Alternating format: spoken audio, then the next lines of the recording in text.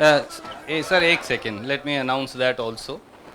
बंसल साहब और कन्हैया जी का स्वागत करेंगे।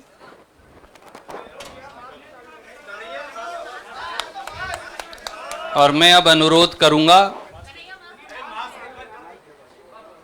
हमारे साथी नितिन राउत जी से और उनके साथ साथ भक्ताचरण दास जी से, केसी वेणुगोपाल जी से, बंसल साहब से, कि वो जिग्नेश मेवानी जी का भी औपचारिक तौर से हमारी विचारधारा से जुड़ने के लिए, कांग्रेस की विचारधारा के साथ मिलकर कंधे से कंधा मिलाकर लड़ने के लिए स्वागत करें। भैया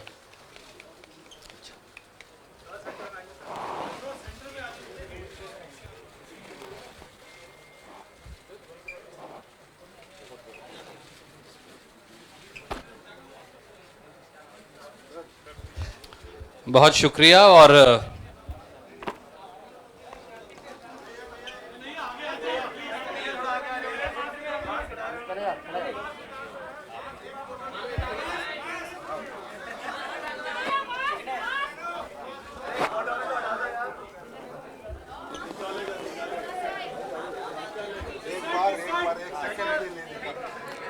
सबसे पहले इस संवाददाता सम्मेलन में आए हुए मैं अपने सभी पत्रकार साथियों का, और मैं देख रहा हूं कि कुछ ऐसे दोस्त भी हैं जगह की कमी के चलते कमरे में आ नहीं पाए हैं, लेकिन सुन रहे हैं बाहर खिड़कियों से।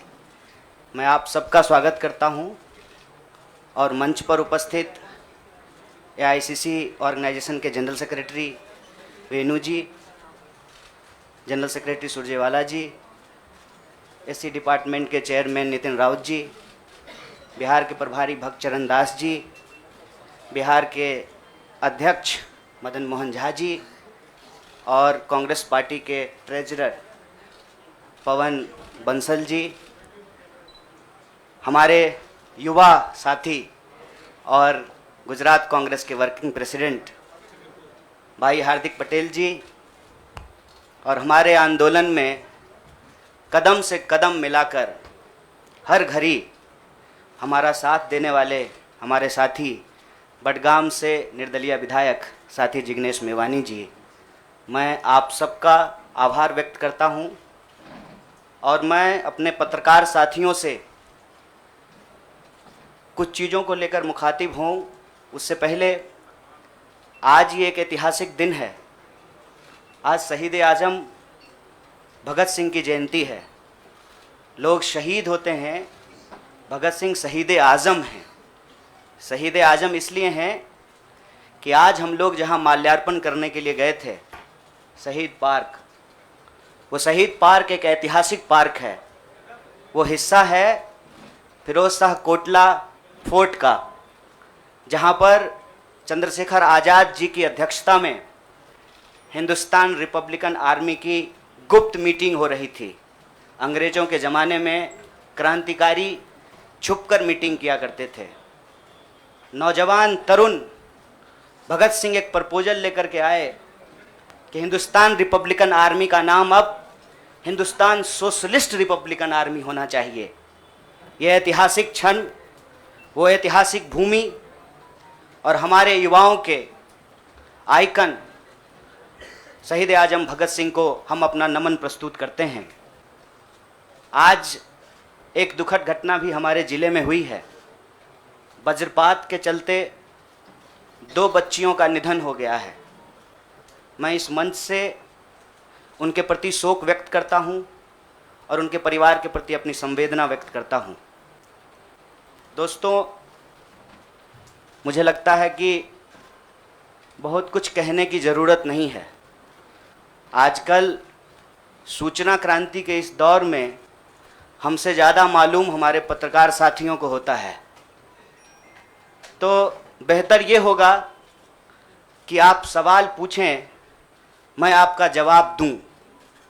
लेकिन आप सवाल कहाँ से पूछेंगे और आपके मन में कौन से सवाल चल रहे हैं, इसका थोड़ा सा अंदेशा है, मुझे थोड़ा अंदाज़ा भी है। सबसे पहले मैं आपको बधाई देना चाहता हूं। कि आपने पत्रकारिता की उस मिसाल को जिंदा रखा है कि कम से कम विपक्ष से तो सवाल करते हैं ना, ताकि इस देश को याद रहे कि पत्रकारों का काम है सवाल पूछना। तो मैं आपके हर सवाल का जवाब दूंगा।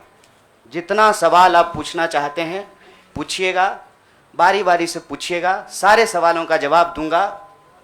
बस एक सवाल का जवाब जो मुझे लगता है कि आप सबके मन में होगा कि आप कांग्रेस पार्टी क्यों ज्वाइन किए हैं, उस सवाल का जवाब दे करके मैं हमारे जो अध्यक्ष हैं उनकी तरफ मुखातिब होऊंगा, माइक उनको समर्पित करूंगा। मैं कांग्रेस पार्टी इसलिए ज्वाइन कर रहा हूं कि मुझे यह महसूस होता है कि इस देश में कुछ लोग, वो सिर्फ लोग नहीं हैं, वो एक सोच है। वो इस देश की सत्ता पे ना सिर्फ काबिज हुए हैं, इस देश की चिंतन परंपरा, संस्कृति, इसका मूल्य, इसका इतिहास, इसका वर्तमान और इसका भविष्य खराब करने की कोशिश कर रहे हैं। वो जो सोच है, उस सोच के बारे में आप अपने आप समझ जाएंगे, क्योंकि कहीं मैंने पढ़ा था कि आप अपने दुश्मन का चुनाव कीजिए, अपने विपक्ष का चुनाव कीजिए, दोस्त अपने आप बन जाएंगे। तो हमने ये चुनाव किया है। हम इस देश की सबसे पुरानी पार्टी, सबसे लोकतांत्रिक पार्टी, मैं जोर दे करके बोल रहा हूं लोकतांत्रिक पार्टी, ताकि आप लोग परिवारवाद पे सवाल जरूर कीजिएगा। लोकतांत्रिक पार्टी में हम इसलिए शामिल होना चाहते हैं कि हमको लगता है, और सिर्फ हमको नहीं लगता है, इस देश के लाखों करोड़ों नौजवानों को ये लगने लगा है कि अगर कांग्रेस नहीं बचा तो देश नहीं बचेगा। और ये बात मैं आपको स्पष्ट कर देता हूं, देश में प्रधानमंत्री अब भी हैं, देश में प्रधानमंत्री इससे पहले भी थे, देश में आगे भी प्रधानमंत्री होते रहेंगे। लेकिन आज जब हम लोग श्री राहुल गांधी जी के उपस्थिति में फॉर्मली कांग्रेस पार्टी का फॉर्म भर रहे थे, तो साथी जिग्नेश ने संविधान की कॉपी दी और हमने उनको भगत सिंह, गांधी और अंबेडकर की तस्वीर प्रस्तुत किया, क्योंकि हमारा यह मानना है कि आज इस देश को भगत सिंह की वीरता की जरूरत है, भगत सिंह के साहस की जरूरत है। आज इस देश को अंबेडकर की समानता की जरूरत है, और आज इस देश को गांधी की एकता की जरूरत है। गांधी जब कहते हैं रघुपति राघव राजा राम, पतित पावन सीताराम, ईश्वर अल्लाह तेरो नाम, सबको सन्मति दे भगवान, ये गांधी की एकता है। जब अंबेडकर कहते हैं कि किसी भी समाज का मूल्यांकन वहां महिलाओं की क्या स्थिति है इस बात से होगा, तब वो समानता की वकालत कर रहे होते हैं। मैं नहीं मानता हूं कि डॉक्टर बाबा साहब भीमराव अंबेडकर किसी एक समुदाय के नेता थे।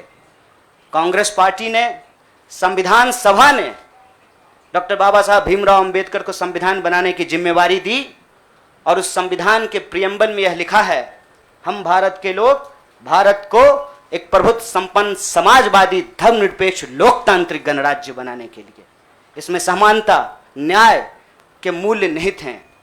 और जब भगत सिंह कहते हैं कि आप व्यक्ति को कुचल सकते हैं, विचारों को नहीं, आप बम और पिस्तौल से कभी इनकलाब नहीं ला सकते हैं, उस साहस की जरूरत है हमको।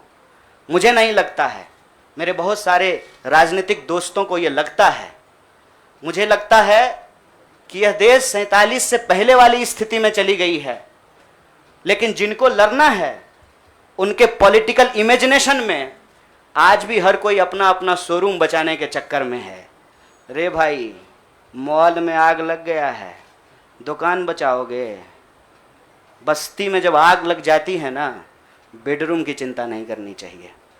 आज हम इस मुहाने पे खड़े हैं कि इस देश के भीतर भारतीय होने की जो पहचान है, जिसमें बुद्ध निहित हैं, जिसमें कबीर निहित हैं, जिसमें नानक निहित हैं, जिसमें हर बार हर दौर में सत्ता से सवाल पूछने का साहस होता है, उस भारतीय चिंतन परंपरा को बचाने की जरूरत है। इसीलिए हम कांग्रेस पार्टी में शामिल हुए हैं कि कांग्रेस पार्टी वो पार्टी है जो गांधी की विरासत को लेकर के आगे चलेगा। कांग्रेस पार्टी वो पार्टी है जो सरोजनी नायडू के विचारों को लेकर के चलेगा। कांग्रेस पार्टी वो पार्टी है जो अम्बेडकर, नेहरू, अशफाक उल्लाह खान, शहीद आजम भगत सिंह और मौलाना अबुल कलाम आज़ाद के रास्तों पे चलेगा। हम जब भी समानता और बराबरी की बात करते हैं, यह कुछ व्यक्तियों तक सीमित नहीं है, ये भारतीय होने का इतिहास है। और इस भारतीय होने के इतिहास को अपने आप में यदि कोई समेटे हुए है तो देश की सबसे पुरानी पार्टी है। और जो लोग कह रहे हैं विपक्ष कमज़ोर हो गया है, यह सिर्फ विपक्ष के लिए चिंता की बात नहीं है। यह मैं नहीं कह रहा हूँ, कोई शास्त्र, कोई किताब उठा करके देख लीजिए। जब विपक्ष कमज़ोर हो जाता है, सत्ता तानाशाही रुख अख्तियार कर लेती है। इसीलिए देश की सबसे बड़ी विपक्षी पार्टी, मैं कोई गुनागणित नहीं कर रहा हूं, लेकिन मुझे यह बात सीधे तौर पे समझ में आ रही है कि देश के लोकसभा में 545 सीट हैं, 200 लगभग सीट ऐसे हैं जहां भाजपा के सामने कांग्रेस के अलावे कोई विकल्प नहीं है। मैं ये नहीं कह रहा हूं कि मेरी जिम्मेवारी सिर्फ एक पार्टी के लिए है, लेकिन जो पार्टी सबसे बड़ी पार्टी है, सबसे बड़ी विपक्षी पार्टी है, उस पार्टी को अगर नहीं बचाया गया, अगर बड़े जहाज को नहीं बचाया गया, छोटी छोटी कश्तियां भी नहीं बचेगी।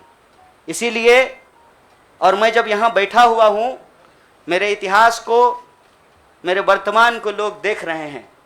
बहुत सारे सवाल हैं, वो आएंगे, उनका जवाब मैं दूंगा। लेकिन यह जो ऐतिहासिक जिम्मेवारी है, उस जिम्मेवारी से मैं अपना मुंह नहीं मोड़ सकता हूँ। मैं जहाँ पैदा हुआ, जिस पार्टी में पला बढ़ा, उसके प्रति मैं आभार व्यक्त करता हूँ। उसने मुझे सिखाया, पढ़ाया, लड़ने का जज्बा दिया है। लेकिन उस पार्टी के साथ साथ मैं उन लाखों करोड़ों लोगों को भी धन्यवाद देना चाहता हूँ जो किसी पार्टी से जुड़े हुए नहीं थे। अपने स्कूल के व्हाट्सएप ग्रुप में जब हम लोगों के ऊपर अनावश्यक आरोप मढ़े जाते हैं तो अपने दोस्तों से लड़ रहे थे, अपने घरों में डिनर टेबल पर लड़ रहे थे। लोगों की दोस्तियां टूट गई हम लोगों के आंदोलन के समर्थन में, और मैं मजाक नहीं कर रहा हूं, लोगों के डिवोर्स तक हो गए। ये जो देश में एक वैचारिक संघर्ष छिड़ा है, उस वैचारिक संघर्ष को कांग्रेस पार्टी ही नेतृत्व दे सकती है, यह हमारा भरोसा है।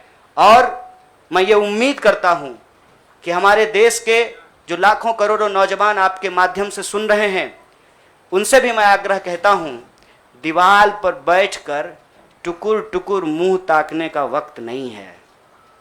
ये अर्जेंसी का टाइम है, और इस अर्जेंसी के टाइम पे दीवार पे बैठ करके दायां जाएं कि बायां जाएं, ये मत सोचिए। जब आप जंग में होते हैं तो आपके पास जो अवेलेबल चीज़ें होती हैं, आप उससे मुकाबला करने की कोशिश करते हैं। कांग्रेस पार्टी एक बड़ी जहाज है। अगर कांग्रेस पार्टी बचेगी तो हमारा मानना है इस देश के लाखों करोड़ों नौजवानों की आकांक्षाएं बचेंगी, गांधी की मीमांसा बचेगी, भगत सिंह के सपनों का भारत बचेगा, और डॉक्टर बाबा साहब भीमराव अंबेडकर की समानता का भारत का निर्माण संभव हो पाएगा। इसी आशा और उम्मीद के साथ मैं इस पार्टी से जुड़ा हूं, और मुझे पूरा भरोसा है कि कांग्रेस पार्टी जो अपने आप को एक लोकतांत्रिक पार्टी कहती है, आज़ादी के साथ, अपनी पूरी मुखरता के साथ सत्ता से सवाल पूछना और लोगों के हक के लिए लड़ना भिड़ना संघर्ष करने में हमारे साथी रहेंगे, हमारे सहयोगी रहेंगे। और ये परिवार संघ परिवार नहीं, वो क्या परिवार जो परिवार छोड़कर परिवार बनाना पड़े, वो परिवार जो आपको परिवार छोड़ने के लिए नहीं कहता है, कहता है कि अपने परिवार में रहिए। अरे महात्मा गांधी कस्तूरबा गांधी को लेकर के अंग्रेजों से लड़ गए, बताइए इनको अपना घर छोड़ना पड़ा। कोई जरूरी है क्या? घर परिवार के साथ रहना है।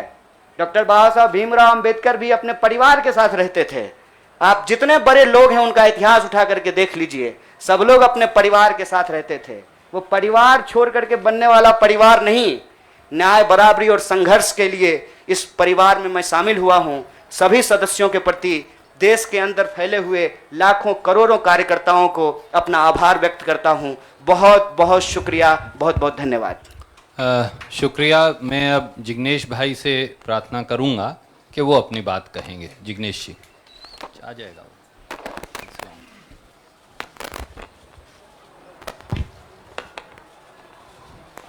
धन्यवाद। सबसे पहले तो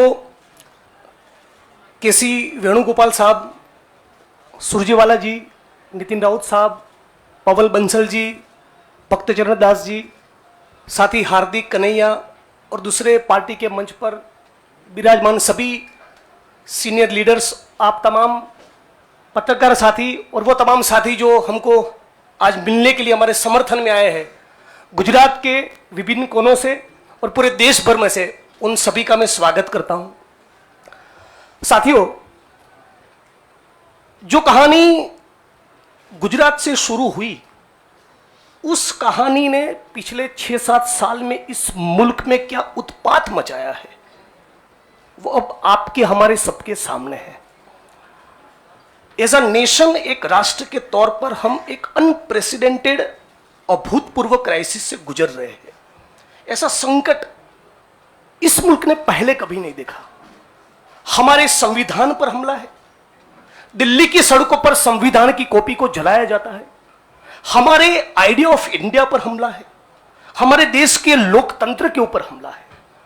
आज भाई भाई एक दूसरे का दुश्मन बन जाए, उतना जहर, नफरत एक सोची समझी साजिश के तहत दिल्ली और नागपुर साथ में मिलकर फैला रहे हैं। इस परिस्थिति में एक पॉलिटिशियन के तौर पे नहीं, बतौर एक भारतीय नागरिक, मैं अपने आप को ये जब सवाल पूछता हूं कि मेरा फंडामेंटल फॉरमोस्ट रिस्पॉन्सिबिलिटी, ड्यूटी क्या होना चाहिए, तो अंदर से जवाब यही आता है, कुछ भी करके इस मुल्क के संविधान, लोकतंत्र और आइडिया ऑफ इंडिया को बचाना चाहिए। और यदि उसको बचाना है तो मुझे उनके साथ खड़े रहना है जिसने स्वतंत्रता के आंदोलन में न केवल कंट्रीब्यूट किया है, उसको लीड किया है, अंग्रेजों को यहां से खदेड़ कर दिखाया है। और इसीलिए आज मैं इंडियन नेशनल कांग्रेस की इस मंच पर आपके साथ खड़ा हूं। एक टेक्निकल कारण के चलते मैं फॉर्मली पार्टी इसलिए ज्वाइन नहीं कर सकता क्योंकि मैं एक निर्दलीय विधायक हूं। If I join a party, I may not continue as an MLA. मेरी पार्टी के सीनियर लीडर से बात हुई, मेरे मतक्षेत्र के साथियों से बात हुई, अपने आप से बात हुई, राहुल जी से बात हुई, तो मुझे लगा कि मैं इस विचार के साथ हूं ना, ये सबसे प्रमुख बात है। मैं इस मुहिम, मिशन और इस संघर्ष के साथ हूं, ये सबसे महत्वपूर्ण बात है। बाकी की फॉर्मेलिटी तो आने वाले महीनों में भी हो जाएगी। और राहुल जी ने भी कहा कि वो जो पर्चा भर के सदस्य लेने की बात है वो तो कल भी कर लेना, अभी अपने मत क्षेत्र के लोगों के साथ खड़े रहो। तो मैं फॉर्मली नहीं लेकिन इस विचार के साथ आज जुड़ चुका हूं और 22 का चुनाव में कांग्रेस के सिंबल से ही लड़ूंगा, उसके सारे कैंपेन्स का हिस्सा रहूंगा। और गुजरात के संदर्भ में आज साथी हार्दिक हमारे बीच में मौजूद है, तब कहना चाहता हूं कि आज राष्ट्रीय स्तर पे जो हो रहा है वो सब कुछ हम लोग गुजरात में देख चुके हैं, झेल चुके हैं। आप सभी पत्रकार साथियों के बीच में बड़ी चिंता के साथ ये कहना चाहता हूं, हमारी पार्टी ने इस मुद्दे को उठाया है कि 3000 किलो का ड्रग्स 15-20 लाख बेरोजगार युवा को नशे की चुंगाल में फंसाने के लिए अदानी के एयरपोर्ट पर उतर रहा है। आज जब महंगाई और बेरोजगारी उसके चरम सीमा पर है, तब गुजरात और देश के बेरोजगार युवाओं को रोजगार देने के बजाय ये फांसीवादी ताकतें चाहती है कि रोजगार तो ना मिले, उनको नशे के हवाले में झोंक दिया जाए। तो इन सारी परिस्थितियों में यदि बाबा साहब अंबेडकर के संविधान को बचाना है, हमारे आइडिया ऑफ इंडिया को बचाना है, भगत सिंह को जब मुकदमे की कार्यवाही के दौरान पूछा गया कि क्रांति क्या है, तब शहीद आजम ने कहा था कि क्रांति से हमारा मतलब है किसानों और मजदूरों के हाथ में सत्ता। माननीय प्रधानमंत्री जब अमेरिका से वापस आते हैं तो भाई विस्टा का काम ठीक ठाक चल रहा है ना, नई पार्लियामेंट का, वो देखने के लिए जाते हैं, किसान को मिलने के लिए नहीं जाते। तो किसान हो, मजदूर हो, दलित हो, आदिवासी हो, महिलाएं हो, सबके ऊपर एक जो अनप्रेसिडेंटेड हमला है, इसको रोकने के लिए मैं भारत की जनता को, भारत के 21 करोड़ दलितों को और सारे लाखों करोड़ों युवाओं को अपील करता हूं, सेंस ऑफ अर्जेंसी के साथ, अभी वक्त नहीं है, कूद पड़िए। एक नया आंदोलन छिड़ने वाला है। स्वतंत्रता के आंदोलन की जो रौनक थी, वो जो चार्म था, वो जो माहौल था, हमको वो क्रिएट करना पड़ेगा। यहां पर तमाम वो लोग जो सचमुच मानते कि देश को बचाना है, उन सभी को हम अपील करते हैं कि इस प्लेटफॉर्म के साथ जुड़िए। ये एक मिशन है और इसको मिशन की तरह लीजिए। और मुझे पूरी उम्मीद है, जैसे कि साथी कन्हैया ने बचाया, कि डेमोक्रेसी के हमारे इस मुल्क में बहुत डीप रूट्स है, पार्टी के भी डीप रूट्स है। तो साथ में मिलकर हम लोग लड़ेंगे, संघर्ष करेंगे और इस मुल्क को बचा पाएंगे। आप तमाम साथियों का मैं दोबारा स्वागत करता हूं और दोबारा इस प्लेटफॉर्म के माध्यम से पूरे देश की जनता को अपील करता हूं, सेंस ऑफ अर्जेंसी के साथ तुरंत जुड़िए। एक बहुत जबरदस्त माहौल हम लोगों को खड़ा करना चाहिए। मैं साथी हार्दिक, कन्हैया और दूसरे यंगस्टर्स के साथ पूरे देश में हम लोग जाएंगे और हजारों लाखों युवा इस प्लेटफॉर्म में जुड़े, आईएनसी के साथ जुड़े, कांग्रेस पक्ष के साथ जुड़े, इसके लिए लग जाएंगे। आप तमाम साथियों का शुक्रिया। आपके सवाल भी बाद में लेंगे। मित्र ने कुछ बात कही थी, मैंने सोचा मेरी तो मानते नहीं, शायद छोटे की मान लें। All right, then we will go to somebody who, yes ma'am, we'll begin with you. मेरा सवाल कन्हैया आपसे है। आपने कहा कि आप कांग्रेस पार्टी इसलिए ज्वाइन कर रहे हैं क्योंकि कहीं ना कहीं आपको लगता है कि कांग्रेस खतरे में है, कांग्रेस को बचाना जरूरी है। जैसे आपने कहा कि कांग्रेस बड़ा शिप है और अगर छोटे शिप, अगर ये डूब गया तो बाकी भी डूब जाएंगे। तो आपको लग रहा है you have come here as a saviour to Congress. Madam ji बुरा मत मानिएगा, लगता है कि सवाल आप पहले ही सोच लिए थे। मैंने ये नहीं कहा था कि कांग्रेस खतरे में है, हमने कहा देश खतरे में है, लोकतंत्र खतरे में है, आइडिया ऑफ इंडिया खतरे में है। आपने वो वीडियो देखा क्या, लाश के ऊपर डांस देखा ना? दिल पसीज गया होगा आपका। आपको नहीं लगा कि मैं इसके लिए कुछ कर पाऊँ, कुछ भी कर जाऊँ जो मैं कर सकती हूँ। आप जब सुनती होंगी कि बलात्कार हो गया किसी महिला के साथ, आपका गुस्से से जो है ना पूरा शरीर कांप जाता होगा। देश खतरे में है। पार्टियां तो बनती रहेंगी, पार्टियों की कोई कमी है क्या? हर शाम पार्टी होती है इस देश में। पार्टी नहीं बचाना है, देश बचाना है। और देश बचाने की मुहिम में जो पार्टी रहेगी वो पार्टी भी बचेगी। और मुझे इस बात को कहने में कोई दो राय नहीं है। मैंने जितना इतिहास पढ़ा है अभी तक का, एनसीईआरटी में जो लिखा हुआ है, अब अगले बार 2024 में क्या लिखा जाएगा नहीं पता। उसमें तो यही है कि देश को आज़ादी जो है वो महात्मा गांधी ने, सुभाष चंद्र बोस ने, सरदार वल्लभ भाई पटेल ने, क्या भाई हार्दिक, इन लोगों ने ही दिलाया ना। यही लोग लड़े थे। जो माफ़ी मांगे वो बीड़ हो गए। आप सोचिएगा इसको। जो गोडसे को भगवान मानते हैं वो भाषण दे रहे हैं अमेरिका में जाकर के गांधी के ऊपर। हमारे गांव में एक गाना आता था, गांधी जी के भजन करे गांधी के हत्यारा। कितना अजीब लगता होगा आपको। देखिएगा वो फोटो जब हमारे देश के प्रधानमंत्री गांधी पे माल्यार्पण करते हैं। जीवन भर शाखाओं में कसम लिए होंगे कि गोडसे के सपनों का देश बनाएंगे और गांधी पे माला चढ़ा रहे हैं। See, I am not here to save the party, please, I am respecting you as a citizen, you can respect my right. देश खतरे में है और ये सिर्फ मैं नहीं कह रहा हूं, ये मुझे लगता है आप भी सोचते होंगे। समझ रहे हैं, अंग्रेजी का वो फ्रेज है dancing on dead, dead body पे कोई नाच रहा है। उस दिन खाना तो नहीं खाया गया। आप सोच के देखिए, आप इस पे विचार करके देखिए। मेरे गांव में अगर किसी की मौत हो जाए तो पूरे गांव में खाना नहीं बनेगा। हजारों लोग मर गए। देखे 71 वर्ष की उम्र में प्रधानमंत्री के लिए सोहर गाया गया। नया बच्चा जब पैदा होता है ना तो पूर्वांचल में सोहर गाते हैं लोग। प्रधानमंत्री बूढ़े हो गए हैं, उनके लिए सोहर गाया जा रहा है। तब जब अभी तुरंत लाखों लोगों की जान चली गई, ऑक्सीजन नहीं मिल रहा था, अस्पताल में बेड नहीं मिल रहे थे। आप में से कोई भी ऐसा इंसान है जिसके कोई जानने वाले नहीं मरे हो इसमें, इस क्राइसिस में? इतना बड़ा क्राइसिस जिसके देश में हुआ हो अभी तुरंत, वो अपने जन्मदिन का जश्न मनाएगा? ये भोंडापन है। इस संस्कृति को बचाने की जरूरत है और इस संस्कृति को बचाने के लिए मुझे लगता है कि कांग्रेस पार्टी में क्षमता मौजूद है। लोगों को यह बात पसंद हो या ना पसंद हो, हकीकत यह है कि पार्लियामेंट में सबसे बड़ी पार्टी कांग्रेस पार्टी है। इसीलिए इस पार्टी को यह जिम्मेवारी लेनी पड़ेगी और उस जिम्मेवारी को संभालने के लिए मैं यहां आया हूं। Thank you news nation. I'll come to you.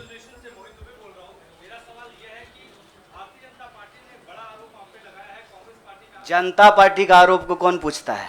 आपका कोई आरोप है मेरे ऊपर? भारतीय जनता पार्टी को मैं सीरियसली नहीं लेता हूं। आपका कोई आरोप है? आप सवाल पूछिए।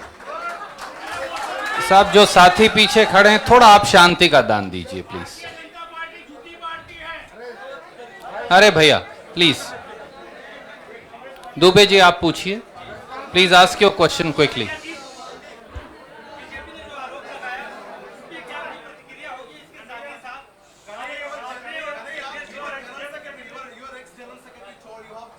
Yeah, please, you cannot interrupt. No, you have to have discipline. My humble request with folded hands. There is no, but Yes, I am not Prime Minister. I will take your question. no, Don't but worry. democracy means that you should not supersede somebody who's asking question. That's what democracy is. Dubey भाई, हाँ, आपका सवाल है, news nation से है। अच्छा, बारी जल्दी से पूछिए ना। नहीं, और लोगों ने किया है, नाम बताएंगे। मेरा सवाल आपसे यह है कि तमाम जो कांग्रेस के और युवा नेता है वो छोड़ के चले गए, तो क्या माना जाए कि आप जितने भी लोग आपने ज्वाइन किया है, ये राहुल गांधी की नई टीम होगी, राहुल गांधी की सियासी जो नाव है उसको पार लगाने का काम करेगी? देखिए, मैं यही कह रहा हूँ, हमारे देश के लोगों के पॉलिटिकल इमेजिनेशन को कुछ हो गया है। अभी क्या हो गया है मुझे समझ में नहीं आ रहा है।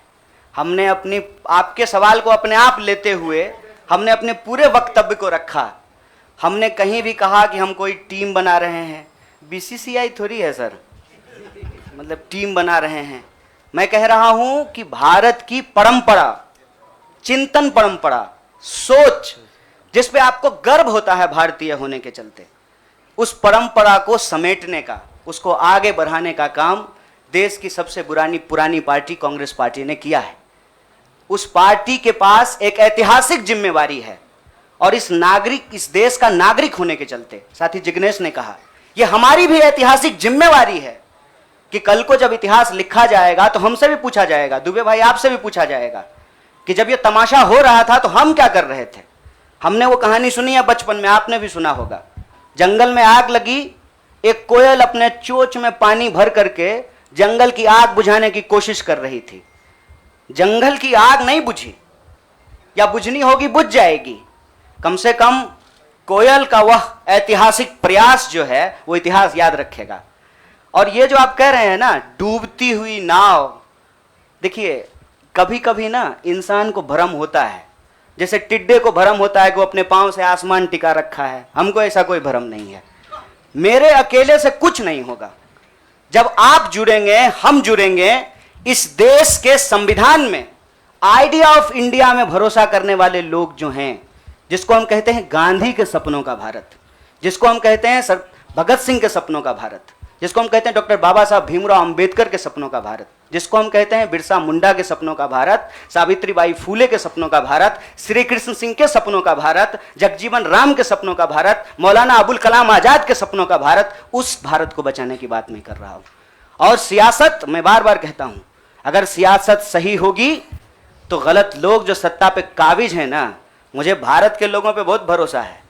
अरे हैं हम लोग थोड़ा सा आलसी, लेकिन जब आ गए ना अपने पे, 200 साल अंग्रेजों ने राज किया था, जब से भारत के लोग अपने पे आ गए ना, तो 1942 में भारत छोड़ो आंदोलन का जब नारा महात्मा गांधी ने दिया था, तो अंग्रेजों को भारत छोड़ करके जाना पड़ा था। और उस वक्त जो लोग अंग्रेज से पेंशन ले रहे थे, माफी मांग रहे थे, वो आज एनसीईआरटी की किताब बदल रहे हैं कि अपना नाम भी हम बीड़ों में लिखवा लें। इसीलिए मैं कह रहा हूं कि उस इतिहास को, उस चिंतन परंपरा को बचाने की जरूरत है। पार्टी अगर उस सिद्धांत पे चलेगी, संविधान के प्रियम्बल को रक्षा करने की कोशिश करेगी, पार्टी भी बचेगी और पार्टी सत्ता में भी आएगी। ऐसा मेरा उम्मीद है, ऐसे मेरी आशा है। Jainendra from ABP, can you please come forward and ask. हाँ पूछिए जरा, एक सवाल पूछिए। हम एक आग्रह करें, आप लोग ना लड़ाई नहीं लगवाइए हमारे दोस्त के बीच में। भोरे से जो है ट्विटर पे आप लोग क्या क्या जो चला दिए हैं, और लोग हमको पूछ रहा है कि जिग्नेश का नाम काहे नहीं ट्रेंड कर रहा है। मैं आपसे आग्रह कर रहा हूँ, हम ना अलग अलग लोग नहीं हैं, यह मंच आपस में बटा हुआ नहीं है, तो सवाल जो है सारा तोप का गोला जो है हमारे तरफ ही नहीं हो, मंच के तरफ मुखातिब हो, मैं भी जवाब दे दूंगा। Yes Jainendra ji, please ask your question.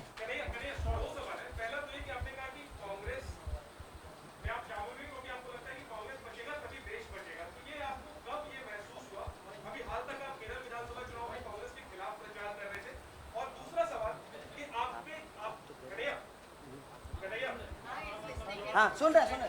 दूसरा सवाल ये कि आपको लेफ्ट के भविष्य के चेहरे के तौर पर देखा जा रहा था, और जब आप कांग्रेस में आ गए, आपको क्या लगता है भारत की राजनीति में फिलहाल क्या लेफ्ट अप्रासंगिक हो गई है? मैं चाहता हूँ दोनों पे डिटेल का। बड़ा जैनेंद्र भाई बड़ा वैचारिक सवाल पूछे हैं, बहुत बहुत शुक्रिया जैनेंद्र भाई। एक तो देखिए हमारी जो ये नई पार्टी है, इस पार्टी के जो संगठन के महासचिव हैं वो केरल से ही हैं। इनसे आप चाहें तो अकेले में भी पूछ लीजिएगा, कांग्रेस पार्टी के खिलाफ हमने एक शब्द नहीं बोला था। हम कांग्रेस पार्टी के खिलाफ भी बोले हैं, लेकिन केरल के विधानसभा चुनाव में नहीं, जेएनयू के प्रेसिडेंशियल स्पीच में बोले थे।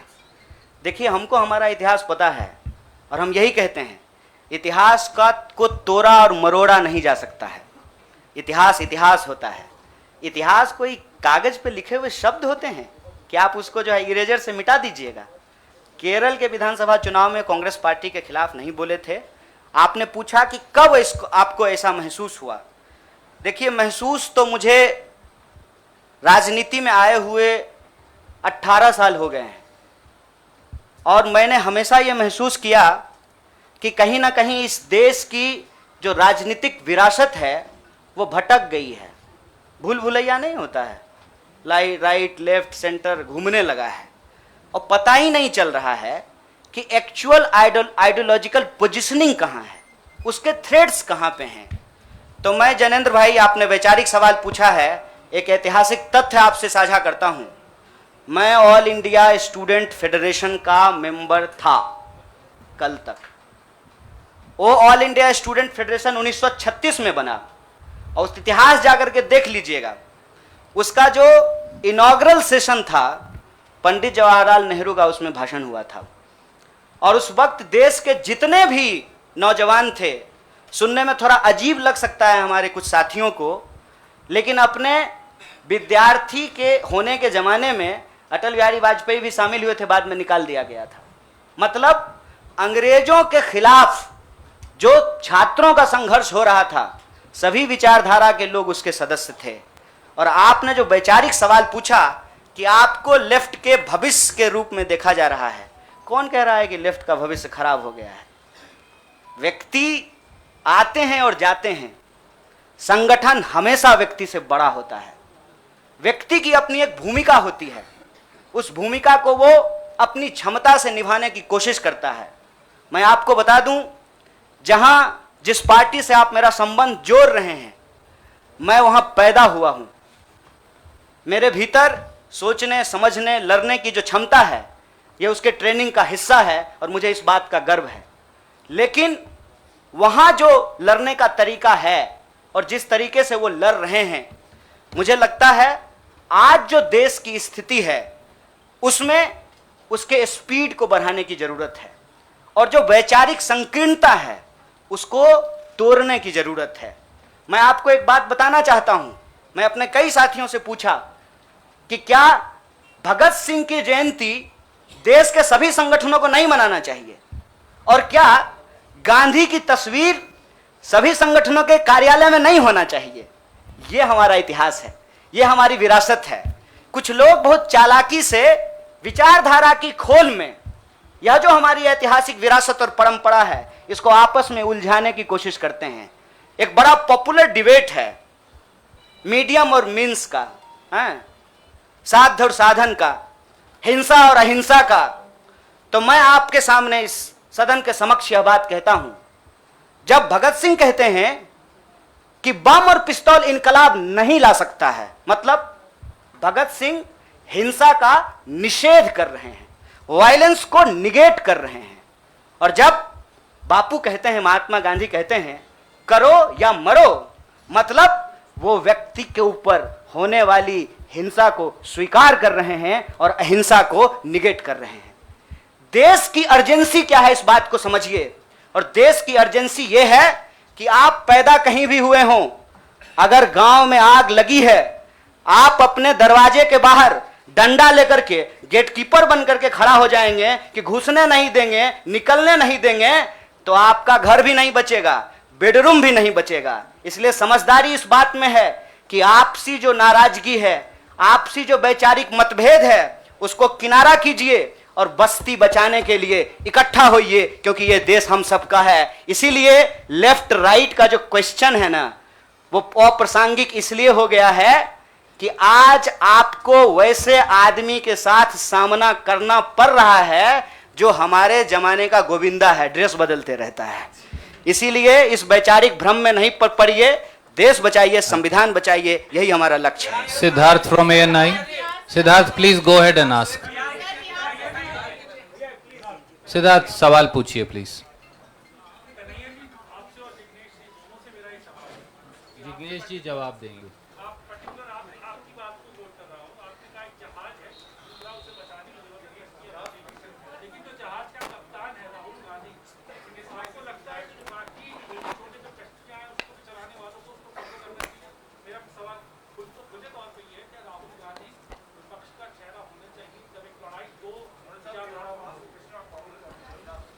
विपक्ष का चेहरा तो मीडिया भी होना चाहिए। विपक्ष का चेहरा वो तमाम लोग होना चाहिए जो आइडिया ऑफ इंडिया और इंडियन कॉन्स्टिट्यूशन में बिलीव करता है, उसको प्रोटेक्ट करना चाहते हैं। पीरियड।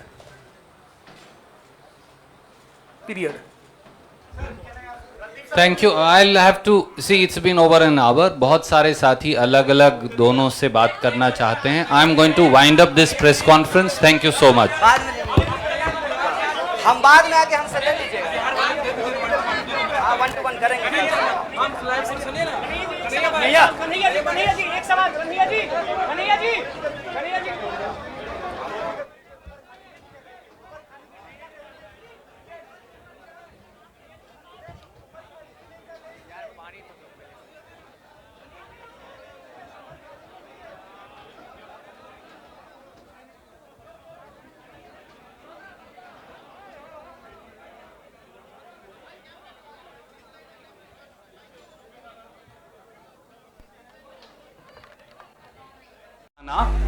स्वाभाविक है।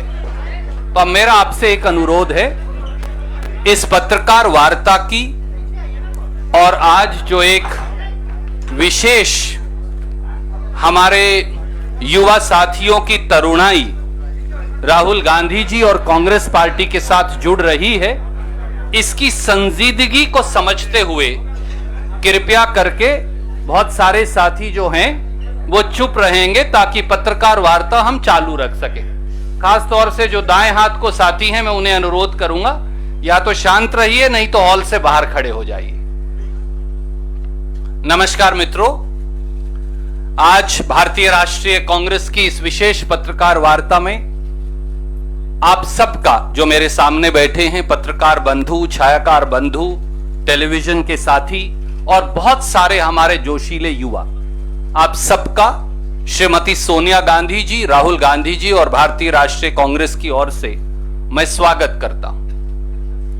आज हम सब के लिए एक विशेष दिन है, क्योंकि इस मंच पर वो दो नौजवान बैठे हैं जो अब किसी परिचय के मोहताज नहीं, और जो अपने आप में, जिन्होंने लगातार मोदी सरकार और हिटलर शाही की जो नीति है जो 7 साल से इस देश में चल रही है, अपने अपने तरीके से युवाओं के लिए, गरीबों के लिए, वंचितों के लिए, शोषितों के लिए, पिछड़ों के लिए, दलितों के लिए उन्होंने एक व्यापक संघर्ष किया। हमारे इन साथियों को यह लगा कि यह आवाज तब और बुलंद हो पाएगी जब यह आवाज कांग्रेस और राहुल गांधी जी की आवाज में मिलकर 1 और 1 11 की आवाज बन जाएगी। और मैं आभारी हूं हमारे साथी कन्हैया कुमार जी, हमारे साथी जिग्नेश मेवानी जी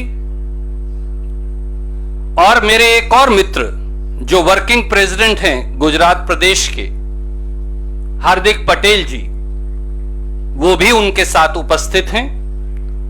मैं आप सबका भारतीय राष्ट्रीय कांग्रेस की ओर से स्वागत करता हूं, अभिनंदन करता हूं और बगैर किसी विलंब के सबसे पहले महासचिव संगठन उनसे अनुरोध करूंगा कि वो संक्षिप्त में अपनी बात रखेंगे और उसके बाद फिर हम आप लोगों को कहेंगे कि वो आप अपनी बात यहां पर रखें। आदरणीय केसी वेणुगोपाल जी।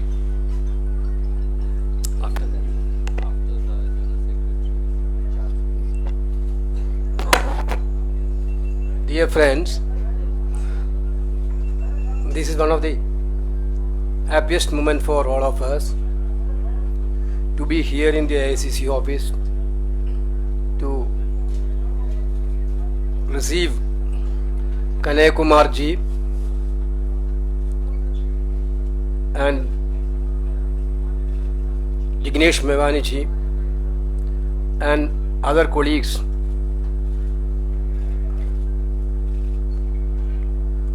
Already Randeep ji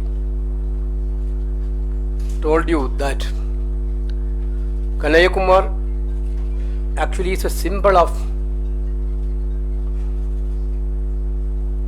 fighting freedom of expressions in this country. The way in which he fought against the fundamentalism throughout his student education time, the country witnessed. There was that type of young personality is joining Congress, will enthusiast entire cadre of the Congress party all over India. We are very much thankful to Kanhaiya Kumar on behalf of All India Congress Committee. We are wholeheartedly welcoming Kanhaiya Kumar ji to this grand old party. Of course, it's indeed happiness. Jignesh ji is also here, who is also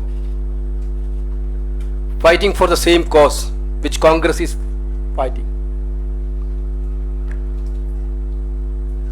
Jignesh ji, through his activities, through his interventions, already proved that he also believed the Congress ideology to carry everybody for the future. Other colleagues are all here who are worked with Kanhaiya Kumar ji and Jignesh ji. Definitely, it will give a very strong message to the country that young generation, those who are fighting for the needy people, poor people, those who are fighting for freedom,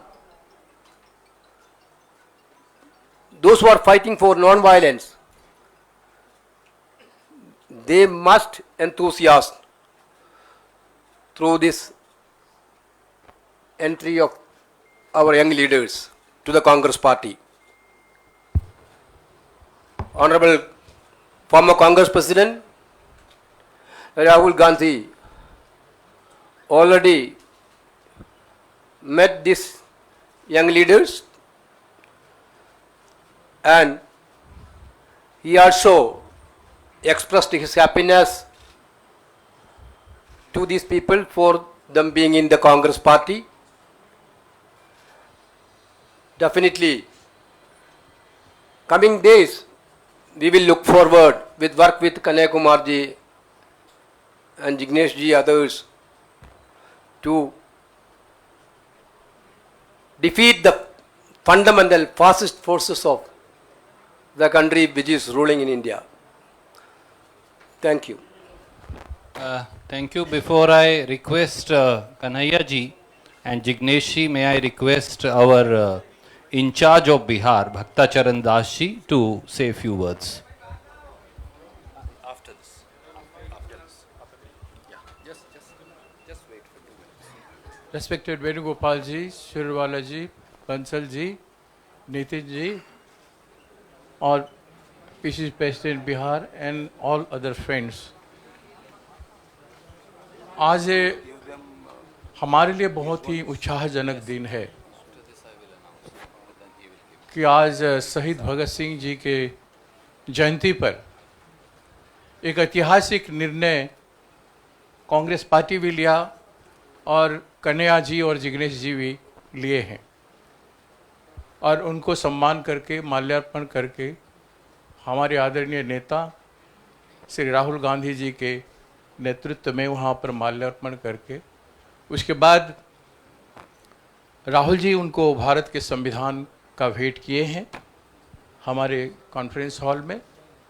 संविधान का संरक्षण, उसके अधिकारों को लेके जो हर जन हमारे देश में जन जन के लिए लड़ाई का ज़रूरत है और दोनों लड़ाकू, दोनों संघर्षशील, दोनों निर्भीक और साहसिकता के साथ देश में अपनी बात उठाए हैं। व्यक्ति, संगठन और स्वतंत्रता और संस्थानों की स्वतंत्रता के लिए लगातार लड़ते आए हैं। कमज़ोर वर्ग और बेबस बेसहारा के लिए आवाज़ बनी रहे हैं।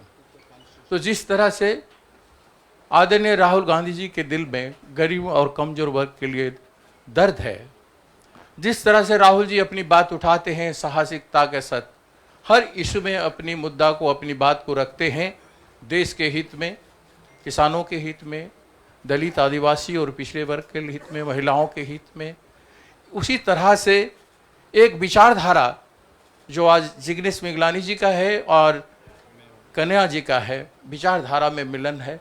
कई दिनों से कई बार मेरे जानने में ये डायलॉग में रहे हैं आदरणीय हमारे नेताजी के साथ और राहुल जी के साथ, और ये राहुल गांधी जी के विचारधारा के साथ एक मत होके हर बिंदुओं पर, चाहे संविधान के ऊपर हो, चाहे लोगों के प्रति उनका दुख दर्द में साथ देने की हो, लड़ाई लड़ने की हो, निर्भीकता के ऊपर हो और संविधान का संरक्षण के ऊपर हो, उस सारे में एक लाइक माइंडेड नेचर, चरित्र देखा गया है और एक मजबूत कड़ी की तरह वो कांग्रेस के साथ जुड़े हैं। दोनों के दोनों हमारे लिए, कांग्रेस पार्टी के लिए और देश के लिए एक बहुत बड़ा योगदान करेंगे, यही आशा हमारा है। और इन्हीं बातों के साथ मैं दोनों को स्वागत करता हूं कांग्रेस पार्टी में। और बिहार की धरती पर कन्हैया जी के लिए बहुत बड़ा संघर्ष इंतजार कर रहा है और जिग्नेश जी के पर भी पूरे देश भर में हमारे नितिन रावत जी दलित वर्ग के लिए जो लड़ाई लड़ रहे हैं, उसी लड़ाई को, पूरे दलितों की लड़ाई को देश भर में आगे ले जाने के लिए उनमें भी जो हिम्मत है, उस हिम्मत के साथ वो योगदान करेंगे। यही आशा के साथ मैं अपनी बात का समापन करता हूँ। Thank you.